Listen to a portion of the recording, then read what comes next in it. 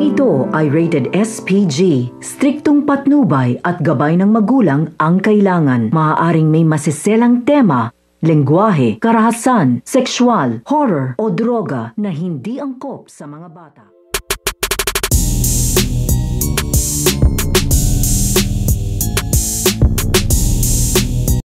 Ang sasapitin nito nga si Armando dito nga sa kamay nito nga ni Cardo Dalisay. Dahil nasaksihan na nga dito nito nga ni Cardo Dalisay ang ginawa nga dito nito nga ni Armando na pagpaslang dito nga sa kanyang lolo na ito nga si Lolo Dalpin ay hindi na nga niya ito mapapalagpas. Kaya nung napabaksak na nga nila dito ito nga si Lolo Dalpin ay sumugod naman dito ito nga si Cardo Dalisay upang suntukin nga dito ito nga si Armando dahil malapit nga lang ito nga si Cardo dito nga kay Armando. Kaya nga ito nga si Armando ay tumulapon nga ito at dito na nga mag-uumpisa ang matinding laban at matinding bakbakan dahil nalaman na nga rin dito nito nga nila Armando at ito nga nila Lolita na ito nga tapos Aguila ay nagbalik na nga dito at pasugod na nga din dito nga daw sa kanila at nagkanya-kanya na nga sila ng pwesto dito upang malabanan nga daw nila ito nga daw grupo nito nga daw ni Cardo at ito nga daw tapos Aguila. Kaya nga ito nga si Cardo at ito nga si Armando ay magkakatapat na nga dito at mauuwi nga ito sa suntukan